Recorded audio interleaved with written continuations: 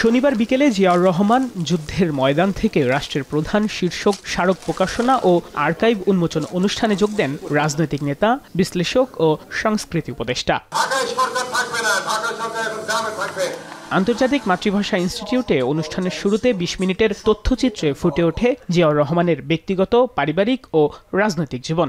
খাদ্য উৎপাদন দ্বিগুণ করতে হবে, সমস্ত রাস্তার দুই ধারে ফলের গাছ লাগাতে হবে এবং রাস্তার দুই পাশে ঢালুতে শাকসবজি চাষাবাদ করতে হবে, সমস্ত পুকুরে মাছের চাষ করতে হবে।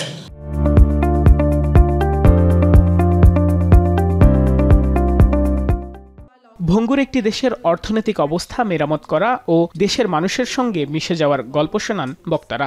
বলেন, কৃষি ও কৃষক বান্ধব জিয়া সবুজ বিপ্লবের মাধ্যমে দেশের অর্থনীতিতে আমূল পরিবর্তন এনেছিলেন। সম্মিলিতভাবে ফসল ফলিয়ে উনি কিন্তু বাংলাদেশের প্রয়োজন শেষ করে বিদেশে কিছুটা হলেও রপ্তানি করতে পেরেছিলেন।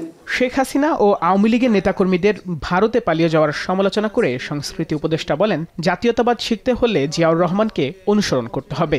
সকল রাজনৈতিক দল, সকল স্টেক হোল্ডার প্রত্যেকে আবার এক হবে এবং এটা পতিত ফ্যাসিস্টের জন্য একটা সিগন্যাল হবে এবং সেটা করতে পারলে আমি মনে করি যে বাংলাদেশ ঠিক পথে আগাবে। সামনে যেই দলই সরকার গঠন করবে একটা গণতান্ত্রিকভাবে নিরপেক্ষ নির্বাচনের মাধ্যমে, তাদের জন্য ম্যানুয়াল কিন্তু জিয়াউর রহমান। স্বাধীনতার ঘোষণা নিয়ে জালিয়াতি করে শেখ হাসিনা বাংলাদেশের সংবিধান কলুষিত করেছে বলে মন্তব্য করেন বিএনপির স্থায়ী কমিটির সদস্য সালাউদ্দিন আহমেদ। বলেন, জাতীয় ঐক্যমত্য কমিশনের শর্ত যদি হয় সব প্রস্তাব মানতে হবে, তাহলে ঐক্যমত হবে কেমন করে, সে প্রশ্নও তোলেন তিনি।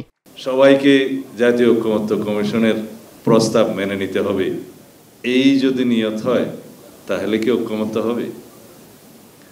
আমরা আলোচনা করছি, কাছাকাছি আসছি, জাতির জন্য যেটা মঙ্গল হবে সেটা আমরা ধারণ করছি, এভাবেই আমরা সংস্কারের মধ্য দিয়ে এগিয়ে যাব।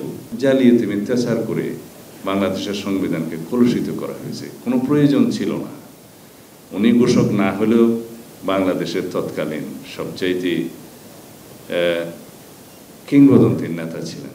উনি বিতর্কিত হয়েছেন, উনি ওনার শাসন আমলে বিতর্কিত হয়েছেন, উনি শাসক হিসেবে বিতর্কিত হয়েছেন, উনি প্রধানমন্ত্রী হিসেবে বিতর্কিত হয়েছেন, উনি প্রেসিডেন্ট হিসেবে বিতর্কিত হয়েছেন, কিন্তু ঘোষণার দলিলটি জালিয়াতি করার কোনো প্রয়োজন ছিল না তার কন্যার।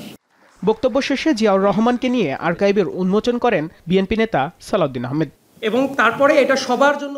বাইজিদ সাদ, এখন, ঢাকা। রাজনীতি